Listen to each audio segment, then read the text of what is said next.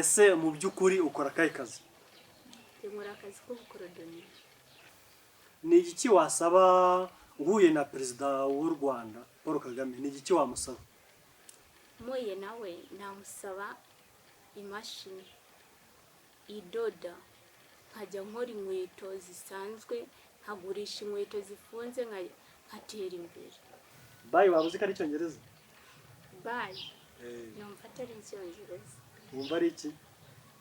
Numva cyaba ari nk'igiswahili. Nongeye kubasuhuza mwebwe mukurikiye Gino Media TV. Uyu ni wa mwanya tubagereraho mutabasha kwigerera. Nkuko mubibona kuri kamera ya Gino Media TV, uyu ni wa mukobwa mwakunze muri benshi cyane bitewe n'umurava mu byo akora. Akesha abakobwa hano tumenyereye niba abandi bakunda kwisohokera mu biro bitandukanye, ariko umukobwa havuye Nyamasheke bumva abagenzi bandi yaje Kigali na bintu by'imikino. Mbere yo kumvuga byinshi cyane rero, reka dutangire atwibwira abibutsa abantu babonye ikiganiro cye bwa mbere. Gusa mwibuke ko ari ikiganiro yigeze gukora kuri Gino Media TV. Ubu nanone ntihagarutse, ariko tuje muri part 2 wenyine, noneho atubwire kuko ahere mu mizi ko yatangiye gukora umwuga akora. N'ubwanga mubona atari gukora umwuga ari we, ariko umwuga uramutunze we na sheri bagira ngo yirekure atubwire uko yatangiye, mbese muri make aduhe ubuzima bwe kugira ngo abere ikitegererezo n'abandi bakobwa bari hanze ahangaha. Watangira wibwira abagukurikiye amazina yawe. Amazina yanjye ni yayandi, ni nagize Denise. Okay, niyo nagize Denise. Nagira ngo ukomeze uvuge cyane kugira ngo abagukurikiye bakomeze bakumve. Hari abantu batajya bakunda kumva ibintu byinshi cyane, sorry mumbabarire. Gusa urekure nyine, wirekure ntuninye. Njyewe nitwa byanyabyo nkorera Gino Media TV. Denise, nagira ngo dutangire uvuga ese Kigali aha ni iwanyu, niho uvuka, ese uvuka mu ntara, kugira ngo abantu bamenye, kuko umuntu ashaka kubona hanga se mbona aribaza, nkanjye ndibaza umukobwa w'i Kigali niwe ukora bino mwuga, cyangwa mbere na mbere banza ubabwire iwanyu ni hehe.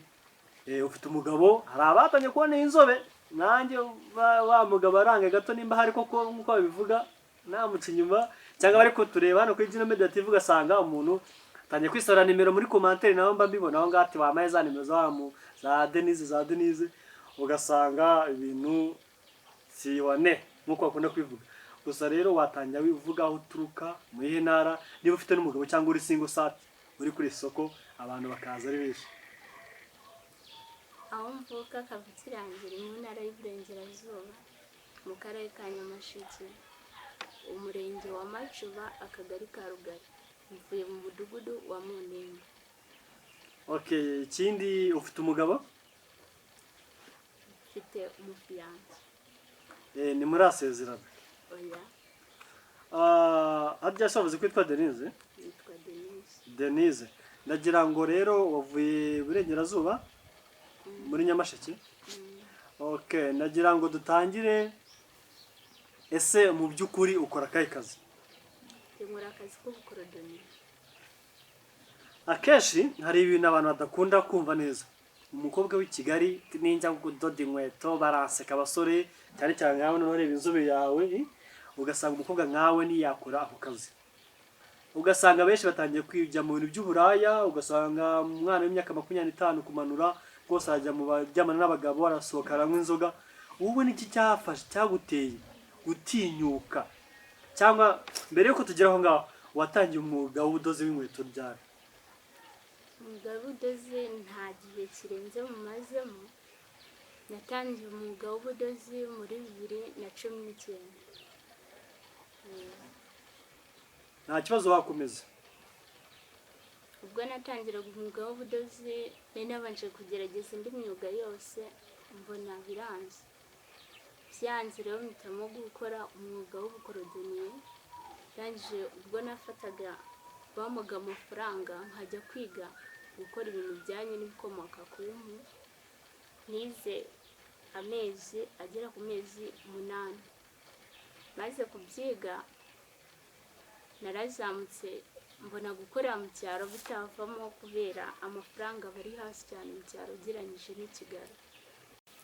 Naje kugera inaha i Kigali, ntangira gukora ibintu by'ubukorodoni, ndoda inkweto, abakobwa banyuzeho bose bambaye neza kabisa, bakavuga surari mu biki ko mbona ari mu mikino. Biriya bintu bibaho guta umukobwa aza akirirwa yiyanduza doda inkweto z'abakiriya ziriwe zikandagira hasi. Ibyo byose ndabyihanganira, ndabireka, ndavuga akazi ni akazi. Ndakomeza ndadoda mwubu banseka baza kundodesha inkweto basanga ndi umukobwa. Akenshi abakobwa akavuga ati reka uriya nta kigenda cye nta kudoda kwiwe, tutuzishyira abasore hano hirya.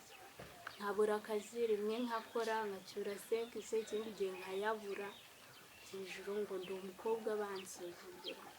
Ndagumiza ndihangana, sinarambiwe, ndakora ngezaho numva ngize agahinda, numva mbivuyemo burundu. Ubwo umuntu yazaga aranyigira arambwira ati we komeza wirambirwa wicika intege, kuko nyuma y'ubu buzima hari ubundi buzima. Ndihangana ndakora, ndadoda inkweto rwose kabisa. Abantu bageraho bagenda bamenyera bake, ariko pana abakobwa. Nta mukobwa ari buze kabisa ngo asange nicaye hariya ku iseta ngo amereze urukweto ndumudodera. Wapi yavugaga nta kigenda.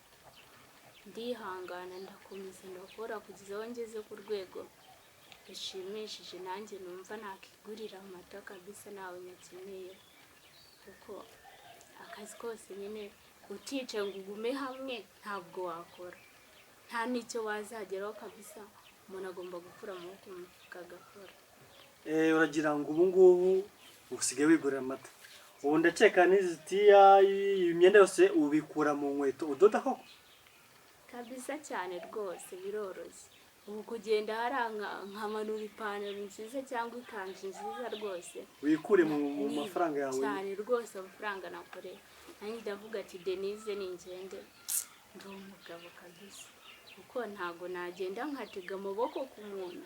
Urahara amafaranga ugenda ugategeraho amaboko ngo umuntu arakugurira ikintu ugasanga urayazize. Gira inama ubwira nk'abakobwa bategereza amafaranga y'abasore, ubashishikarize nabo bareka ibyo bintu bakore nk'uko bakora. Niba batagana umwuga w'ubudozi w'inkweto, ariko bakora ikintu nyine bareka ibintu byo gusaba abahungu cyane amafaranga. Inama nagira abakobwa bagenzi banjye nuko bakura amaboko mu mufuka bagakora, bakareka gutegereza ngo umusore ngo yagiye gukora ngo umunsi ndamucunga, ngo wenda ikufata hanyuma iryo joro ngo ndahita nyimupfura njyane. Oya, ibyo bintu ntabwo ari byo. Umuntu agomba gukura amaboko mu mufuka agakora, nawe akabona kimwe yari ateganyije ku musore. Ubu se inzu ubamo uyibanamo na fiancé wawe cyangwa ni iyawe nawe wishyurira ubwawe? Inzu mbamo ndayishyura ku mafaranga yanjye nakoreye, kuko fiancé wanjye ntabwo twari twabana ku buryo twabana mu nzu. Ubu ngubu wishyura inzu, ukigurira umwenda, ugahaha ukarya, byose ubikuye aho ngaho? Buri kimwe cyose ndakigurira. Ari inzu ndayishyurira, unishyura umuriro, amazi, imyenda, ibyo kurya byose, amavuta, buri kimwe. Amavuta n'isabune urabyumva biragendana mu bikuye mu bukorodoniye. Okay, ngira ngo abakurikiye Gino Media TV barabibona ko umukobwa arakeye neza cyane ku nzobe ye, amavuta akora mu bukorodoniye, ishati mwayibonye nziza cyane, buri kimwe cyose inzu arayishyurira, byose abikuye muri uwo mwuga. Nagira ngo tubwire abakobwa babona nk'umukobwa nk'uyu nguyu utinyuka agafata ikorosha akadoda ko nabo batakwiye guterwa n'ipfunwe n'imwuga. Ese Denise, hari undi mwuga waratekereje gukoraho cyangwa watekereza ko umwuga uzakugeza hehe? Umwuga nagerageje gukora ni umwuga wo kwiga moto. Numvaga mu buzima bwanjye nzaba umumotari mu rwego rwo hejuru, ariko amahirwe ntabwo nyabonye.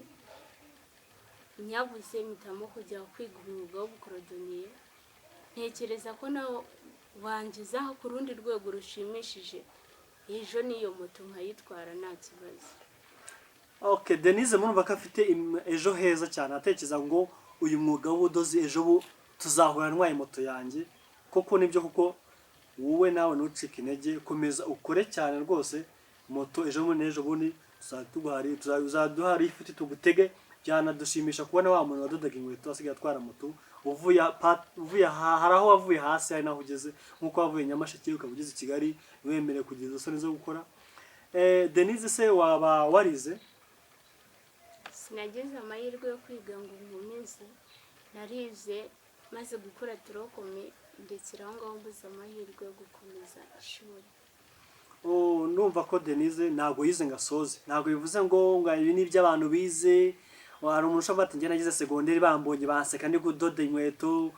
Ese hari ikintu bavuze ngo abakobwa bajyaga bataza kubwibiraka. Ese ubu ngubu ugeranyije ku ijana abahungu n'abakobwa cyangwa igitsina gabo n'igitsina gore ni abahe bakunda kugana mu kazi kawe? Abantu benshi bakunda kungana ni igitsina gabo, kuko abakobwa ni hasi cyane.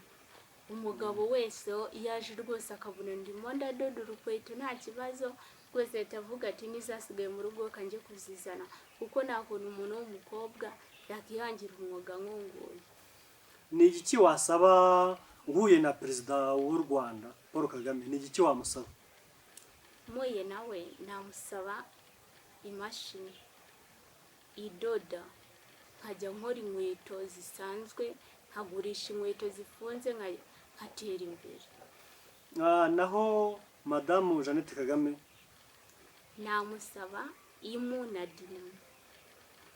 Okay, Denise rwose ngira ngo Gino Media TV irebwa ku isi yose. Ibi byifuzo byawe ejo mundi cyangwa ejo wabona baguhamagaye ntiwamenya, cyangwa undi muntu kwice Gino Media TV ufite ubushobozi rwose bw'uyu mukobwa byagushimisha nawe ubuguze imashini umukobwa akajya atera imbere ku bintu wamuguriye, byaba ari byiza cyane ku bantu bafite ubushobozi. Gufashanya ni ibintu mu muco wa Kinyarwanda byahozeho. Denise, hari utubazo tugenda tubaza abantu tumwe na tumwe kuri Gino Media TV, ntibisaba kuba warize cyangwa utarize. N'utuntu tuba turaho nyine, nawe uguseka wowe bisubiza uko ubyumva, kuko n'uguseka nawe ntiyabisubiza. Ndagira ngo uri tayari kuba twakwaza kutubaza? Uriteguye? Iyo bavuze ngo FPR wumva iki?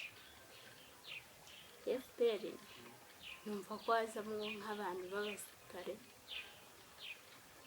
Niko mbyumva. Naho mu ndimi z'amahanga bavuze ngo komsa wumva iki? Numva hari abantu basa. Iyo umuntu avuze komsa wumva ari abantu basa? Rwose neza wavuga komsa kumva ko batavuze ati wowe n'uriya murasa, urumva atari byo kwera. Umuntu avuze ngo urabizi isukari ukuntu yitwa? Isukari mu cyongereza uko yitwa urabizi? Isukari mu cyongereza yitwa sugar. Ariko se umuntu akubwiye ngo sugar mami wakumva avuze iki? Sugar mami numva ari ikintu kidasobanutse kabisa. Ubwo se isukari sinawe nzi ukuntu yitwa mu cyongereza, ubwo byaba ari nk'ibisheke. Oya, isukari yitwa sugar. Ariko tuzi ko mu cyongereza umuntu yitwa mami ni mami wanjye. Mama yitwa mami mu cyongereza, mami. Ariko se uvuze ngo sugar mami wavuze ngo iki? Sugar mami numva ari nka bya bintu twamaze kumenya ko isukari yitwa sugar. Noneho mami twamenye ko ari mama. Umuntu avuze sugar mami wakumva? Nakumva ko mama yambaye ga. Hariho twabajije katubwira ngo sugar mami yaba yumva ari isukari ya mama. Kuko ibyo bintu umuntu avuze ibyo bintu umva kuko sugar gasi numva sinjya mbona bazambara ku ntoki. Ese ubwo ni mama wambaye ga. Iyi ni kwa batubwira buriya. Denise, dusoza warangiraho abantu ukorera kugira ngo babone abari hirya bifuza kuzagusura, abifuza kujya bakoresha aho ngo batanakuze muri izo quartier bajye baza gukoreraho kuguha ibiraka? Nta handi hantu nkorera kuretse hano ku Gisozi kuri cafe werekera kwa Rwarakabije. Hari umuntu twabajije kare ngo tubwira umukuru w'umudugudu wawe, aramuyoberwa. Tumubajije perezida w'igihugu aramumenya.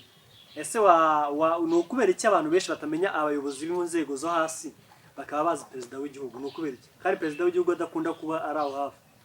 Rega perezida w'igihugu arakomeye cyane. Impamvu burya nta muntu wo mukuru w'umudugudu ufata inkunga ngo ayitere umuntu, ariko perezida witonde afata inkunga akazitegura akazohereza ku rwego rw'akarere, bakohereza abantu bakabaha inkunga. Ubwo se umukuru w'umudugudu ntapfa kumumenya gute? ariko perezida rwose n'umwana uvutse ejo aba muzi twanze kubera ko ibyiza akora cyane. nose ibintu bya siporo ujya ubikurikirana? njya mbyumva. Minisitiri w'umuco na siporo mu Rwanda abamuzi? ntabwo nzi izina rye. none se umukinnyi ni uwuhe mukinnyi ukunda mu Rwanda? umukinnyi nkunda mu Rwanda ni Yanike mukunzi. Yanike mukunzi. Ujya ukurikira umuziki nyarwanda? ni uwuhe muhanzi ukunda mu Rwanda waba uzi? umuhanzi wa mbere nkunda mu Rwanda ni Theo. waturirimbira nk'indirimbo waba uzi? uyu munsi nta mude wo kuririmba mfite. Denise gerageza nk'uko wagerageje, gerageza gake niyo warimba nawe ni amagambo abiri yonyine cyangwa tubwiye indirimbo ze gusa mu mazina. indirimbo ze ni nyinshi gusa ariko ziragufasha? ziramfasha cyane. dusoza rero wabwira abantu bagukurikiye niba bari ufite impano yaguha cyangwa ubufasha yaba ukugenera se hazi n'imbuga nkoranyambaga ukoresha, sinzi nimba hari zifite bagukurikiyeho cyangwa se hari nimero ya telefone cyangwa se ugushaka yatunyuraho, sinzi uko ubabwira wowe. abakunzi bankurikiye ikintu nabwira ushaka ko aza tugakora, nawe ushaka ko mwigisha gukora nk'akazi nkora cyangwa kumugira inama cyangwa akaba yarabyize yaracitse intege, yangira nayo telefone yamuhamagaraho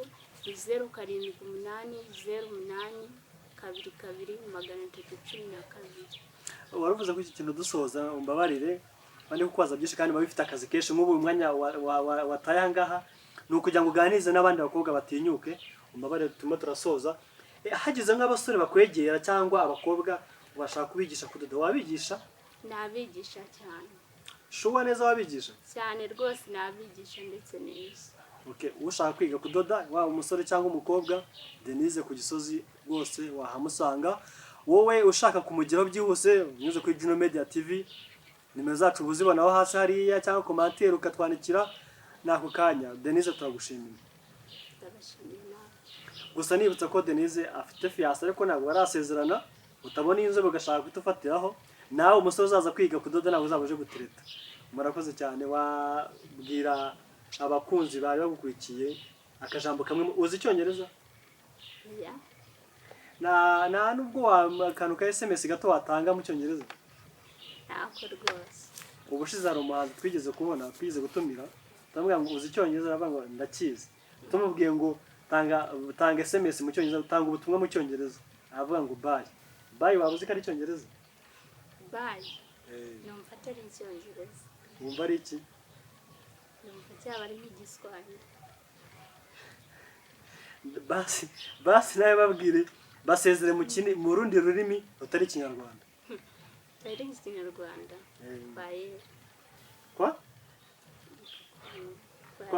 kwa heri.